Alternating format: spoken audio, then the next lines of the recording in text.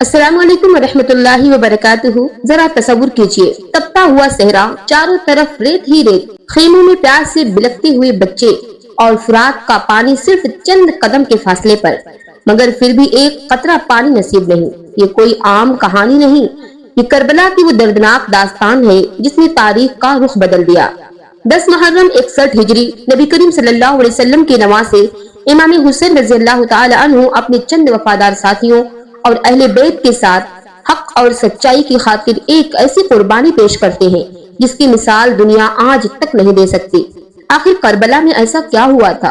क्यों इमाम हुसैन रज़ियल्लाहु ताला अन्हु ने जुल्म के सामने सर झुकाने के बजाय शहादत को कबूल किया?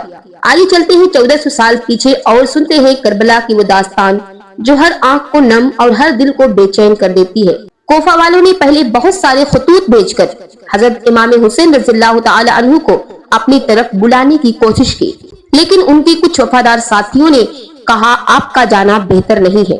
तब इमाम मुस्लिम रज़ियल्लाहु ताला अन्हु, जो कि हजरत इमाम हुसैन रज़ियल्लाहु ताला अन्हु के चचाजाद भाई थे, वो तैयार हुए कि पहले मैं जाता हूँ और वहाँ के हालात से वाकिफ होकर आपको आगाह करता हूँ। और इमाम मुस्लिम रज़ियल्लाहु ताला अन्हु को कोफा वालों ने धोखे से बुलाया। उसके बाद उनके साथ धोखा किया, यहाँ तक कि वो शहीद कर दिए गए। उनके मासूम बच्चे भी शहीद कर दिए गए। मगर हजरत इमाम हुसैन रज़ियल्लाहु ताला अन्हु के पास कोफा से खत आने बंद नहीं हुए। वो खत लगातार आते रहे तो हजरत इमाम हुसैन रज़ियल्लाहु ताला अन्हु इरादा फरमा लिया कि कोफा जाएंगे।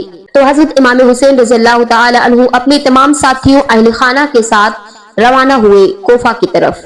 हजरत इमाम हुसैन रज़ियल्लाहु ताला अन्हु कोफे को चले जा रहे थे। रास्ते में फर्जक शायर मिला। आपने पूछा, ऐ फर्जक, तुमको कुछ कोफे का हाल भी मालूम है? उसने कहा, ऐ फर्जिंदे रसूल, कोफियों ने दगा की और मुस्लिम का साथ छोड़ दिया, उनको और उनके बच्चों को शहीद कर दिया। आप ये खबर वहशत सुनकर तड़प गए और कोफियों की बेवफाई से चाहा कि वापस हो जाए। हजरत मुस्लिम रज़ियल्लाहु ताला अन्हु के भाइयों ने कहा कि भाईजान, अब हम भी जिंदा रहकर क्या करेंगे? खुद मर जाएंगे या मुस्लिम भाई का बदला लेंगे। फिर वहाँ से कोफा को रवाना हो गए।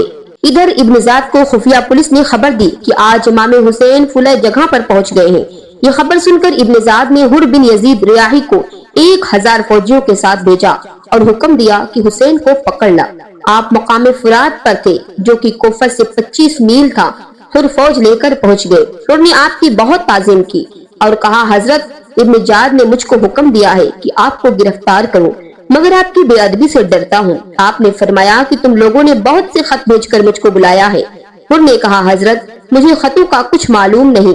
यही बात हो रही थी कि एक ऊँटनी सवार इब्न ज़ाद आ पहुँचा और एक खत उसने हुर को दिया। उसमें लिखा था कि जिस जगह ये हुक्मनामा हुर को मिले, हुसैन को वहीं रोक ले और मदद के लिए एक बहुत बड़ा लश्कर भेज रहा हूँ।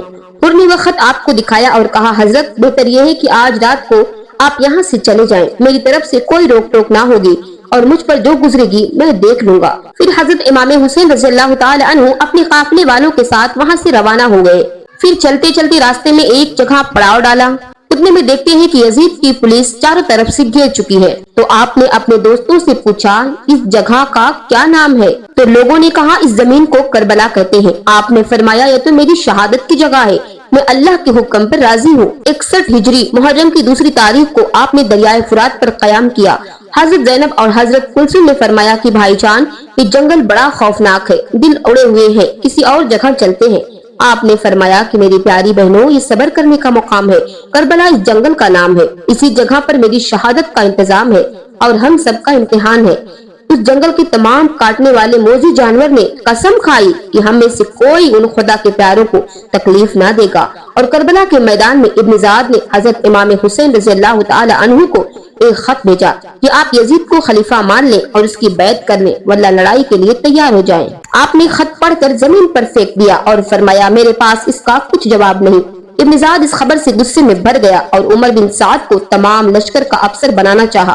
नाज़रीन इकराम, यहाँ पर मैं आपको एक बात बताती चलूं कि इब्न ज़ाद ने जिस उमर को अपने लश्कर का अफसर बनाया था, वो हजरत साद रज़ियल्लाहु ताला अन्हु का बेटा था। वो साद जिसको हमारे नबी करीम सल्लल्लाहु अलैहि वसल्लम ने ओहद के मौके पर फरमाया था कि ऐ साद, मेरे माँ बाप भी तुझ पर कुर्बान। हजरत साद रज़ियल्लाहु ताला अन्हु हमारे नबी करीम सल्लल्लाहु अलैहि वसल्लम के बहुत दिल अजीज साथी थे, मगर उनका बेटा बहुत ही बड़ा जालिम निकला।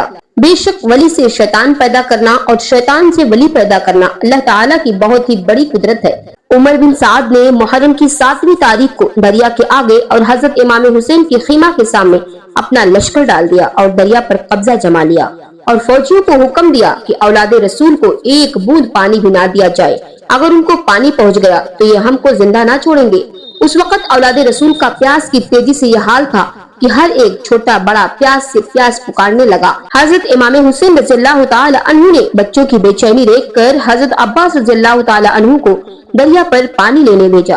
حضرت عباس رضی اللہ تعالی عنہ بڑی مشکل سے دریا پر پہنچے اور مشک بھر کر چلے تو ظالموں نے تیر مارے اور مشک سے پانی نکل گیا اور خود زخمی ہو کر خالی آئے اور حضرت امام حسین سے فرمایا، بھائی جان، دنیا کا پانی اب ہماری قسمت میں نہیں ہے۔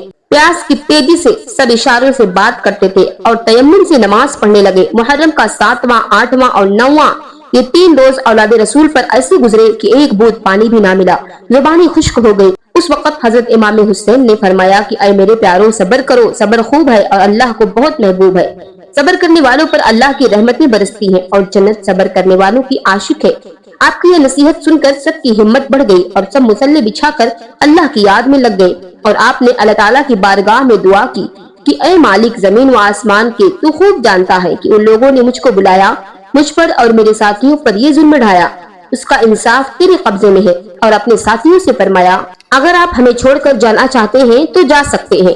تو ان کے ساتھیوں نے کہا کہ اے رسول پاک صلی اللہ علیہ وسلم کے نواسے، بڑی شان و ہمت والے، یہ ہم سے ہرگز نہ ہو سکے گا کہ اس مصیبت میں آپ کو چھوڑ کر بھاگ جائیں۔ ہم تو یہ چاہتے ہیں کہ اپنی جانوں کو آپ پر قربان کریں اور اللہ رسول کو راضی کریں۔ پھر آپ نے فرمایا، اے میرے پیارو، تمہاری مرضی، اگر تم یہ چاہتے ہو کہ شہادت کا درجہ حاصل کرے تو جنت تمہارے قدموں کے نیچے ہے اور پیاس بجھانے کو کوثر کا پانی تیار ہے۔ محرم کی 9ویں تاریخ کی رات گزری اور شہادت کا دن آیا اور 10ویں تاریخ کی صبح ظاہر ہو گئی۔ آپ نماز پڑھ کر جائے نماز پر ہی بیٹھے تھے کہ ظالموں کا لشکر لڑنے کے لیے آ گیا اور ڈنکے کی آواز آنے لگی۔ پھر آپ نے لڑنے کا سامان درست کیا۔ آپ اٹھنے پر سوار ہوئے اور یزیدی فوج کے سامنے آئے اور اللہ رسول کی تعریف بیان کی۔ پھر فرمایا، اے کوفیو، تم جانتے ہو میں کون ہوں، کس کی اولاد ہوں؟ ذرا سوچو تو کیا میرا قتل کرنا مناسب ہے؟ کیا میں تمہارے رسول کا نواسا نہیں ہوں جن کا تم کلمہ پڑھتے ہو؟ اور کیا میں علی شیر خدا کا بیٹا نہیں ہوں جن کی محبت کا تم دعویٰ کرتے تھے کہ ہم علی کی جماعت ہیں؟ اور اسی وجہ سے تم لوگوں نے مجھ کو بلایا اور اس مصیبت میں پھنسایا کہ مجھ کو اور میرے بال بچوں کو پانی سے ترسایا۔ کیا میں نے تم میں سے کسی کا خون کیا یا کوئی تکلیف دی ہے جس کے بدلے تم مجھ کو قتل کرنا چاہتے ہو اور فوج در فوج مجھ پر چڑھ آئے ہو؟ افسوس، وہ لوگ ایسے ظالم اور بے رحم تھے کہ کسی بات کا بھی لحاظ نہ کیا اور نہ کوئی جواب دیا۔ پھر آپ نے فرمایا کہ تمہاری کوئی حجت مجھ پر نہیں اور میری حجت تم پر ثابت ہو گئی۔ پھر جب آپ نے دیکھا کہ یہ ظالم کوئی نصیحت ہی نہیں مانتے تو عمر بن سعد کو 3 سوال لکھ کر بھیجے کہ یا تو مکہ جانے دے، اگر یہ پسند نہ ہو تو میں کسی اور ملک چلا جاؤں گا، یا مجھ کو یزید کے پاس بھیج دے، وہ جو چاہے کرے۔ ابن سعد نے جواب دیا کہ میں ابن ذات سے پوچھتا ہوں، وہ جو کہے گا اس پر عمل کروں گا۔ سوال بھیجے گئے۔ ابن ذات نے جواب دیا کہ اے ابن سعد، خبردار، ہم نے تم کو لڑنے کے لیے بھیجا ہے یا صلح کرنے کے لیے؟ جب وہ یزید کی بیعت نہیں کرتے تو سوائے لڑائی کی اور کیا ہے؟ تو ان کی بات نہ سن، اگر اس حکم میں دیر کی میں تجھ کو حکومت سے الگ کر دوں گا۔ ابن سعد نے آپ کو یہ حکم سنا دیا کہ یا تو بیعت کرو ورنہ لڑائی تیار ہے۔ پھر آپ نے اپنے ساتھیوں سے فرمایا، خیموں کے چاروں طرف خندق بناؤ اور اس میں آگ جلا دو کہ کوئی ظالم خیمہ میں نہ جانے پائے۔ اور آپ گھوڑے پر سوار ہوئے اور اپنے فدائیوں کی صف درست کی اور فرمایا، تم لڑنے میں پہل نہ کرنا، جب کوئی آدمی دشمن کی فوج سے لڑنے آئے تب لڑنا۔ پھر لڑائی شروع ہوئی۔ پھر یزیدی لوگوں نے یہ کیا کیا کہ ایک حسینی آدمی کے مقابلے میں کئی ظالم آنے لگے اور ڈر کی وجہ سے کوئی پاس نہ آتا بلکہ دور سے تیر مارنے لگے، اور حسینی مجاہد کے سامنے جو آتا اس کو کتے کی طرح مار لیتے۔ یہ حسینی مجاہد عالم غیب میں اپنا مقام جنت میں دیکھتے اور اس کے شوق میں قدم آگے بڑھاتے۔ 3 دن کی بھوک پیاس نے ان کو تباہ کر رکھا تھا، لیکن پھر بھی ایک مجاہد 50 اور 100 ظالموں کو قتل کرتا، پھر شہید ہوتے۔ اسی طرح وہ عاشق رسول جنت کو سدھارے اور 50 حسینی فدائیوں نے شہادت کا درجہ حاصل کیا، مگر جان بچانے اور مال و دولت کے لالچ میں اپنے پیچھے قدم نہیں کیا۔ جب کوئی ظالم لڑنے کو آتا تو حضرت امام حسین رضی اللہ تعالی عنہ مردانگی اور شہادت کے جوش شوق میں خود لڑنے کا ارادہ فرماتے، مگر آپ کے فدائی آپ کو نہ جانے دیتے اور کہتے، اے امام علی مقام، جب تک ہم میں سے ایک بھی زندہ ہے آپ کو لڑائی کے میدان میں نہیں جانے دیں گے۔ اللہ اکبر! آپ کے صبر اور حوصلہ کی یہ حالت تھی کہ بھوک اور پیاس کی تیزی سے آپ کا حلق مبارک خشک تھا، آپ کی زبان پاک پر کانٹے کھڑے تھے اور دیکھتے تھے کہ جو فدائی شہید ہوتا ہے اس کو کوثر کا پانی پلایا جاتا ہے۔ آپ بھی چاہتے تھے کہ میں بھی شہید ہو جاؤں اور کوثر کے پانی سے پیاس بجھاؤں، لیکن اپنے فدائیوں پر کمال کی مہربانی فرماتے تھے کہ پہلے اپنے فدائی کی کوثر کے پانی سے پیاس بجھے اور پھر سب کے بعد اپنی پیاس بجھاؤں۔ اس کی ایسی مثال ہے جیسے کوئی شخص خود بھوکا پیاسا رہے اور مہمانوں کو اچھے اچھے کھانے کھلائے اور آپ سب کے بعد کھائے، اور آپ کے فدائیوں کی ہمت اور ثابت قدمی بھی کمال درجے کی تھی۔ آپ کو تیروں اور تلواروں کے حملوں سے بچاتے تھے اور اپنی جانوں کو آگے کرتے رہے اور آپ پر قربان ہو گئے۔ جب آپ کے 50 فدائی شہید ہو گئے اور بھائی بھتیجے بھانجے باقی رہ گئے تو آپ کو خیال ہوا کہ اس وقت خدا کے قہر کی آگ دشمن کے لشکر میں بھڑک رہی ہے، ایسا نہ ہو کہ اس قہر میں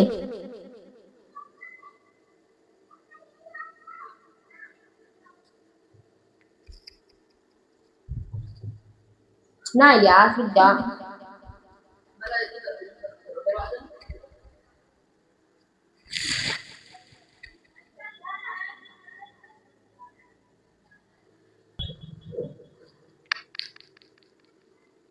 حضرت امام حسین رضی اللہ تعالی عنہ کے پاس صرف بھائی بھتیجے بیٹے بھانجے کل 18 آدمی رہ گئے اور ایک غلام فیروز۔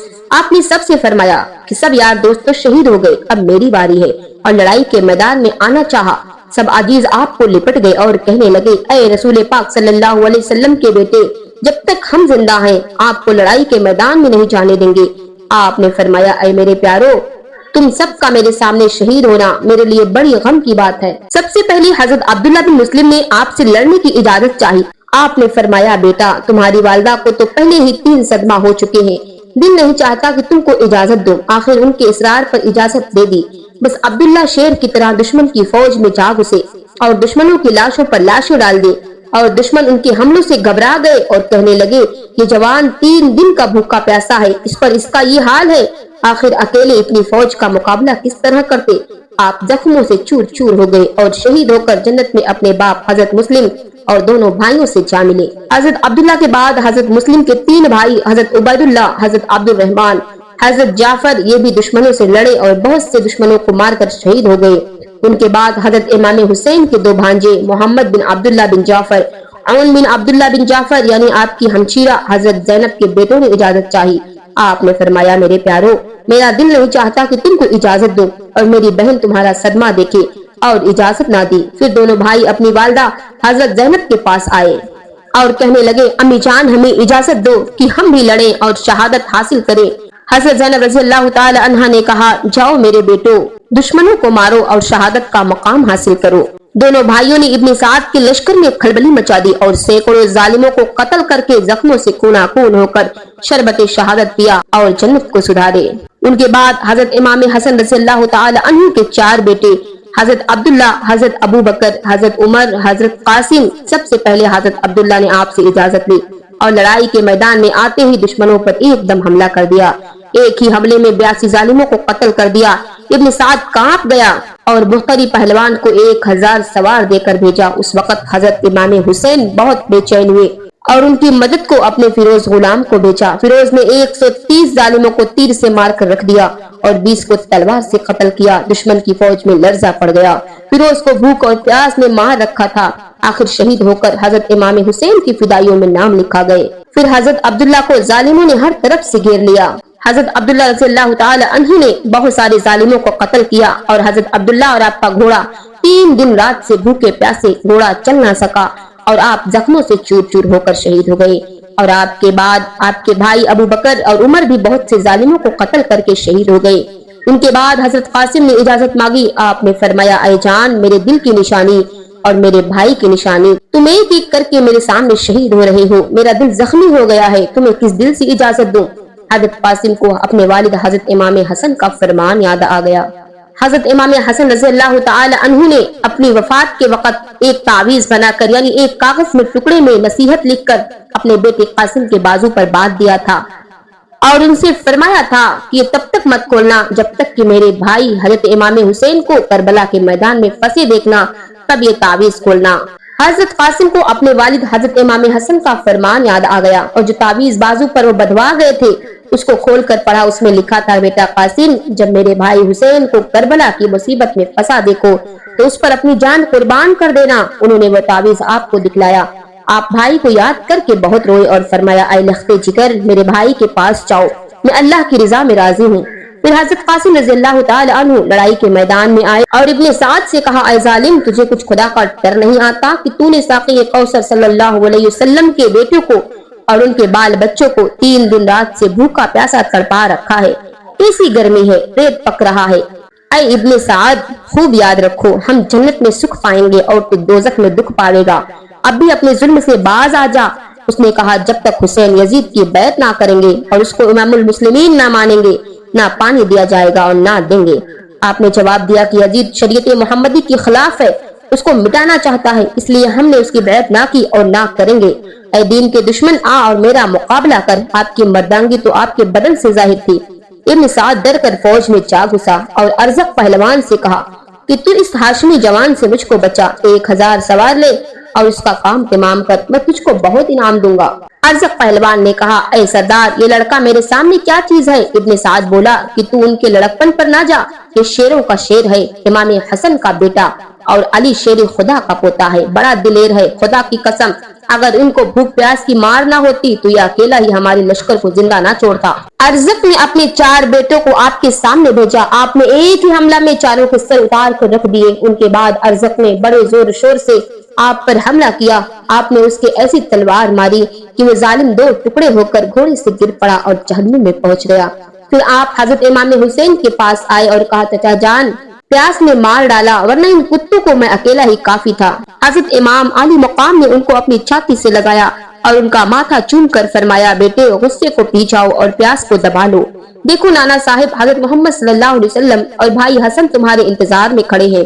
اب وقت قریب ہے کہ تمہاری پیاس کوثر کے پانی سے بجھے گی. آپ پھر لڑائی کے میدان میں آئے. آتے ہی ایک ایسا حملہ کیا کہ 30 پیادے اور 50 سواروں کو قتل کر ڈالا. یزیدی لشکر میں ہلچل پڑ گئی اور ایک دم سے سب نے مل کر آپ پر تیر برسائے اور 27 زخم تلواروں کے کھا کر آپ زمین پر گر پڑے اور آواز دی کہ چچا جان آئیے اور میری خبر لیجیے. آپ ان کو اٹھا کر خیمہ میں لے آئے. ان کی والدہ اور پھوپھیاں لپٹ لپٹ کر نہایت بے قراری سے روتی تھی اور حضرت امام حسین ان کا سر گود میں لیے تڑپ رہے تھے.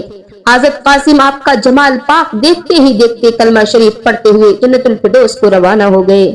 بعض لوگوں میں مشہور ہے کہ حضرت امام حسین کی بیٹی حضرت سکینہ کی شادی کربلا میں حضرت قاسم سے ہوئی اور اسی لیے بعض لوگ 7ویں محرم کو مہندی رچانے کی رسم کرتے ہیں. یہ من گھڑت باتیں ہیں. خدا کی پناہ, کہاں کربلا کی مصیبت اور طرح کی کلفت. یہاں تک کہ بھوک پیاس کی تیزی سے یہ حالت تھی کہ سب کے سب اشاروں سے بات کرتے تھے اور پانی کی ایک ایک بوند کو ترستے تھے. ایسے وقت میں مہندی رچانا اور نکاح کی خوشیاں منانا کس کو سوچتا ہے؟ حضرت قاسم کے بعد حضرت امام حسین کے سوتیلے بھائی حضرت محمد, حضرت عثمان, حضرت عبداللہ, حضرت جعفر, حضرت عباس, ان 5 میں سے 4 بھائیوں نے آپ سے اجازت لی اور چاروں نے بہت سے ظالموں کو قتل کیا اور بڑی مردانگی سے آخر شہید ہو گئے. ان کے بعد حضرت عباس, جن کے ہاتھ میں لڑائی کا جھنڈا رہتا تھا, انہوں نے حضرت امام حسین کو دیا اور آپ سے اجازت مانگی. آپ نے فرمایا, پیارے بھائی, تم سے میری ہمت بڑھ رہی ہے, اب تم بھی جاتے ہو. حضرت عباس نے کہا, بھائی جان, آپ گھبرائیے نہیں, میں لڑنے نہیں جاتا, پانی لینے جاتا ہوں. 3 دن رات سے بال بچے پیاسے تڑپ رہے ہیں اور پیاسوں کو پانی پلانے کا ثواب ایسا ہے جیسا کہ مردوں کو زندہ کر دیا.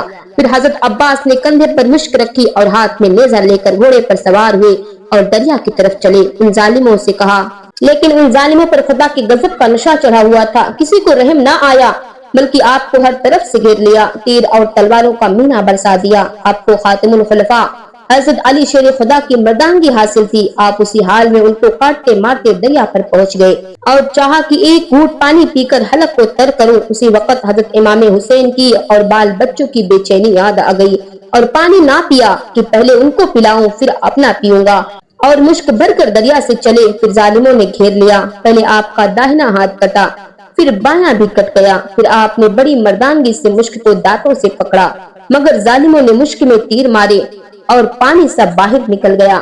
آخر زخموں سے چور ہو گئے اور زمین پر گر پڑے. حضرت امام حسین رضی اللہ تعالی عنہ جلدی سے آپ کے پاس پہنچے. کیا دیکھتے ہیں کہ دونوں ہاتھ کٹے ہوئے ہیں اور شہید ہو کر جنت میں پہنچ گئے. حضرت امام حسین نے فرمایا, آہ افسوس, मेरा बाजू कट गया। हजरत अब्बास के बाद हजरत इमाम हुसैन रज़ियल्लाहु ताला अन्हु का कोई भाई भतीजा वगैरह ना रहा जो लड़ाई के मैदान में जाए। सिर्फ आपके 3 साहिबजादे हजरत अकबर अली, उनसे छोटे हजरत ज़ैनुल आबिदीन जो बीमार थे, तीसरे अली असगर जो शेर ख्वार थे। हजरत इमाम हुसैन ने मैदान में जाना चाहा तो अली अकबर जो उस वक्त 22 साल के थे तड़प गए और दौड़कर आपके पांव को लिपट गए और कहा, अब्बा जान ये क्या करते हो, मैं तो जिंदा ही मर जाऊंगा और आपको ना देख पाऊंगा। अल्लाह ताला मुझे वो वक्त ना दिखाए कि आप मेरे सामने शहीद हों और मैं बेबाप का हो जाऊं और यतीमी का दाग उठाऊं। मुझे मैदान में जाने की इजाजत दीजिए कि पहले मैं आप पर कुर्बान हो जाऊं। आपने फरमाया, आए जान मेरे दिल की, बाप का बेटी के सामने मरना अच्छा होता है और तुम बाप के सामने मरना चाहते हो। अच्छा, तुम अपनी वालदा से इजाजत लो कि उन्होंने तुमको बड़ी मेहनत से पाला है। फिर वो अपनी वालदा की खिदमत में आए और इजाजत मांगी।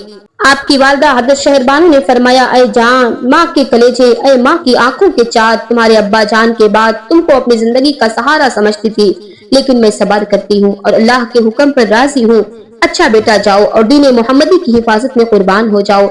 मैं इंशाअल्लाह ताला सब्र में हजरत हाजरा वालदा हजरत इस्माइल से कम ना होंगी। हजरत इमाम हुसैन ने अपने हाथ मुबारक से उनके बदन पर हथियार लगाए और हजरत अली शेर खुदा का पटका उनकी कमर में बांधा और एक बड़े तेज घोड़े पर सवार किया। उस वक्त उनके चारों तरफ उनकी वालदा, हजरत शहरबानो और फूफियां, हजरत जैनब और कुलसुम और बहनें सब खड़ी रो रही थी। हजरत इमाम हुसैन अलग तड़प रहे थे। हजरत अली अकबर लड़ाई के मैदान में आए। इब्न साद ने कहा, ए फौजियों खबरदार हो जाओ, ये हुसैन का बेटा और अली का पोता है। बस अब यही एक जवान बाकी है, हिम्मत करके उसको मार लो। हजरत अली अकबर ने जब देखा कि ये जालिम किसी नसीहत को नहीं मानते तो दुश्मन की फौज में घुस गए और बहुत से दुश्मनों को कत्ल करके हजरत इमाम हुसैन रज़ियल्लाहु ताला अन्हु की खिदमत में आए और कहा, अब्बा जान प्यास ने तबाह कर दिया, अगर जरा सा पानी हलक तर करने को मिल जाता तो मैं इन जालिमों को दिखलाता कि हुसैनी खून और तलवार क्या जौहर रखते हैं। आपने फरमाया, ऐ मेरे दिल के टुकड़े, सब्र कर लो और अल्लाह के हुक्म पर राजी रहो। और फिर मैदान में आए और बड़ी दिलेरी से लड़े और फिर खीमे में आए और सबको जुबान के कांटे दिखाए। हजरत इमाम हुसैन ने फरमाया, ऐ मेरे दिल के टुकड़े, मेरी आंखों के नूर, अब वक्त करीब है कि तुमको कौसर के पानी से प्यास बुझाओगे। और वो फिर मैदान में आए और दुश्मनों की लाशों पर लाशें डाल दी। आखिर भूख प्यास के मारे हुए थे, जख्मों से चूर चूर होकर जमीन पर गिर पड़े और आवाज दी, अब्बा जान मेरी खबर लीजिए। आप उनको खेमा में ले आए और उनके सर को अपनी गोद में रख लिया और उन्होंने आंख खोली और कहा, अब्बा जान मत घबराइए, मैं तो जिंदा हूँ और मैं देख रहा हूँ कि हूरें सामने खड़ी हैं।